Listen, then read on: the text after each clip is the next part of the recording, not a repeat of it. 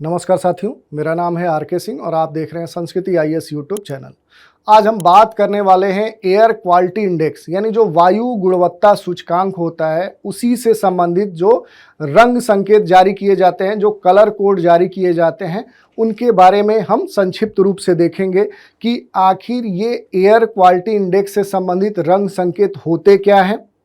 इनका निर्धारण कैसे होता है, ये क्या प्रदर्शित करते हैं और ये हमारे से कैसे जुड़े हुए या इनके क्या हमारे लिए मायने हैं। ये सारे पहलू हैं जिनको हम संक्षिप्त रूप से देखेंगे। तो सबसे पहले हम ये देख लेते हैं कि जो वायु गुणवत्ता सूचकांक है इससे संबंधित जो रंग संकेत की बात की गई है, तो इसमें हमें सबसे पहले तो ये जानना होगा कि जो ये एयर क्वालिटी इंडेक्स है ये क्या होता है, वायु गुणवत्ता सूचकांक क्या होता है। तो इसकी अगर हम बात करें तो ये एक संख्या है, यानी एक QY जो है ये एक नंबर है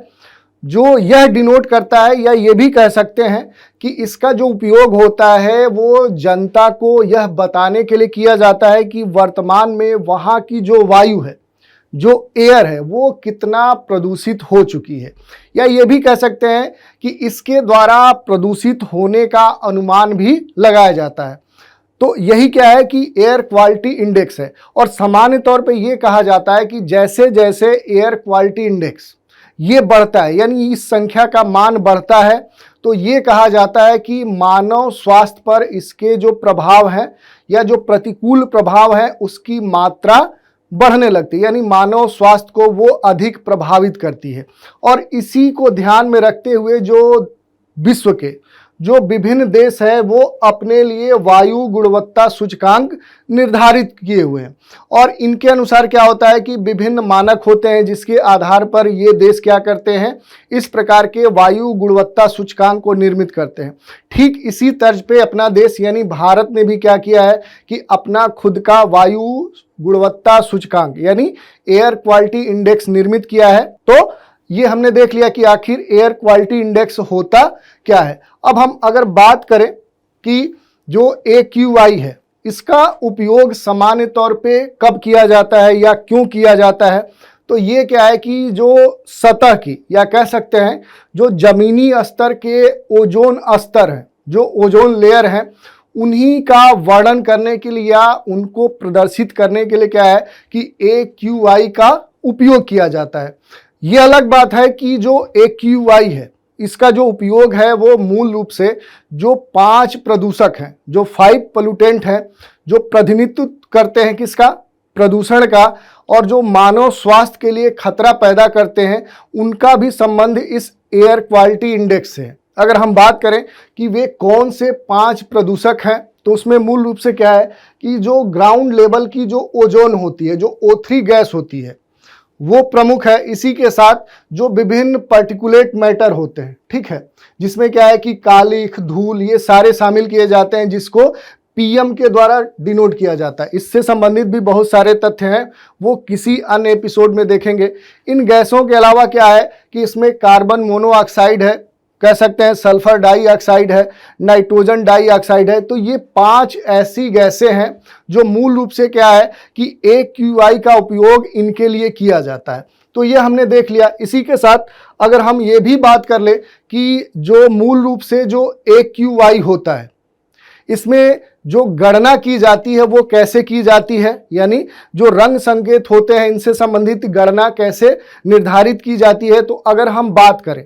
जिस क्षेत्र के बारे में ये निर्धारण प्रारंभ होता है, तो वहाँ की जो प्रभावित वायु है यानी जो अफेक्टेड एयर है उसमें प्रदूषकों को एक सूत्र के आधार पर वेटेज दिया जाता है, एक भार दिया जाता है, और यह भार इस बात पर डिपेंड करता है कि इसका मानव के स्वास्थ्य पर किस प्रकार का प्रभाव पड़ रहा है, या ये भी कह सकते हैं कि उसका प्रभाव कैसा पड़ सकता है। और प्रत्येक जो पोल्यूटेंट्स हैं, जो प्रदूषक हैं, उनको अलग अलग वेटेज दिया जाता है। और इसमें जो सबसे खराब भार होता है, यानी जब से जो इसमें खराब भार वेटेज दिया जाता है उसको मिश्रित वायु बोला जाता है, या कह सकते हैं कि मिश्रित वायु गुणवत्ता के रूप में उसको निर्धारित किया जाता है। और जो वायु गुणवत्ता सूचकांक है इसके अंतर्गत मूल रूप से 6 कैटेगरीज बनाई गई हैं, 6 वर्ग बनाए गए हैं। प्रत्येक जो वर्ग होते हैं उनके अलग अलग कोड होते हैं, उनके अलग अलग मायने होते हैं, मीनिंग्स होते हैं, वो कुछ खास बातों को प्रदर्शित करते हैं। अगर उनकी हम चर्चा करें तो वायु गुणवत्ता सूचकांक के अंतर्गत मूल रूप से क्या है,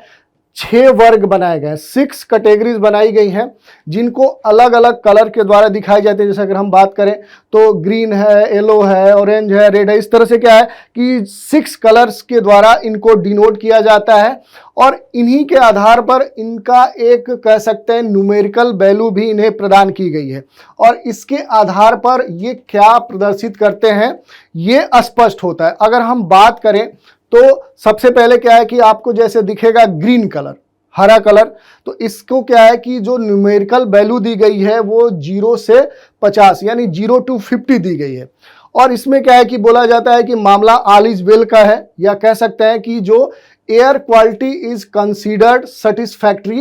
and air pollution poses little or no risk, यानी इसमें क्या है कि कोई रिस्क नहीं है या बड़ा ही हल्का रिस्क कह सकते हैं, नाम मात्र के लिए रिस्क है। दूसरा जो कलर है वो है येलो कलर, इसको मॉडरेट की श्रेणी में रखा गया है और इसके लिए जो वैल्यू दी गई है, जो न्यूमेरिकल वैल्यू दी गई है वो 51 to 100 दी गई है। ये क्या प्रदर्शित करता है, तो एयर क्वालिटी इज एक्सेप्टेबल, यानी क्या है कि सामान्य तौर पे ये क्या है कि यहाँ की जो वायु है वो स्वीकार्य है। दूसरी अगर हम बात करें तो however for some pollutants there may be moderate health concern for a very small number of people who are unusually sensitive to air pollution. कह सकते हैं कि ये भी क्या है, मॉडरेट है, सामान्य तौर पे कोई दिक्कत नहीं है, लेकिन कुछ ऐसे लोग जो किसी खास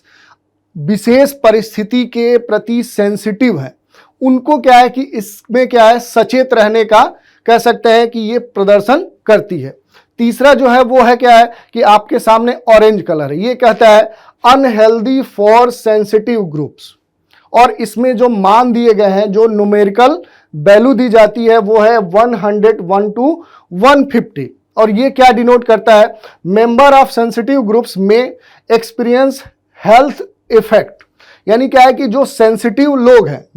ऐसे वर्ग जो सेंसिटिव श्रेणी में आता है, वो क्या कर सकते हैं कि स्वास्थ्य संबंधी समस्याएं महसूस करते हैं, लेकिन जो general public is not likely to be affected. जो सामान्य लोग हैं, जो सामान्य मानव है, या जो जिनको किसी खास समस्या से संबंधित कोई प्रॉब्लम नहीं है, वो क्या है कि इसमें अफेक्टेड महसूस नहीं करते हैं। और जो अगला है वो है रेड, जिसको हम अनहेल्दी बोलते हैं। इसको जो न्यूमेरिकल वैल्यू दी गई है वो है 151 to 200। इसमें इसका मीनिंग क्या है, अगर मीनिंग की बात करें तो everyone may begin to experience health effect, यानी क्या है कि इस प्रकार की अगर वायु है तो सभी लोग क्या है कि स्वास्थ्य संबंधित समस्याएं महसूस कर सकते हैं, मानव स्वास्थ्य पर प्रभाव महसूस कर सकते हैं, और मेंबर्स ऑफ सेंसिटिव ग्रुप्स में एक्सपीरियंस मोर सीरियस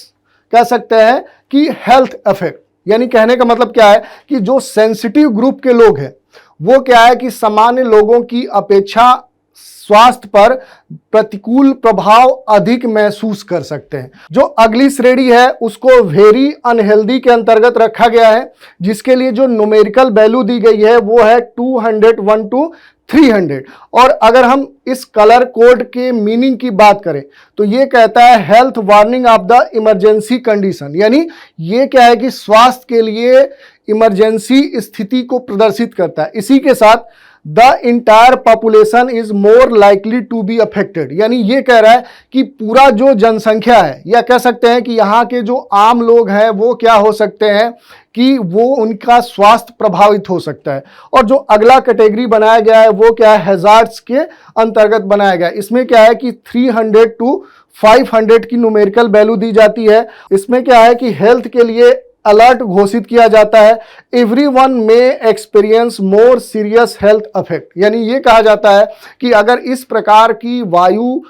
को प्रदर्शित किया जा रहा है तो ये है कि यहाँ पर जो पूरा इंटायर पॉपुलेशन है वो क्या है कि किसी खास हैजर्ड से प्रभावित हो सकता है, ये इसको प्रदर्शित करता है। तो ये हमने देख लिया कि जो एयर क्वालिटी इंडेक्स है उससे संबंधित जो रंग संकेत होते हैं वो क्या होते हैं, इनको कैसे निर्धारित किया जाता है, इसके मायने हमारे लिए क्या होते हैं, तो इनकी हमने चर्चा कर ली। तो आज हमने देख लिया कि एयर क्वालिटी इंडेक्स से संबंधित जो कलर कोड हैं वो क्या है, ये कैसे निर्धारित होते हैं, इनके मायने हमारे लिए क्या होते हैं, इनकी हमने चर्चा कर ली। तो आज के एपिसोड में इतना ही। आप हमारे साथ बने रहें, इसके लिए धन्यवाद।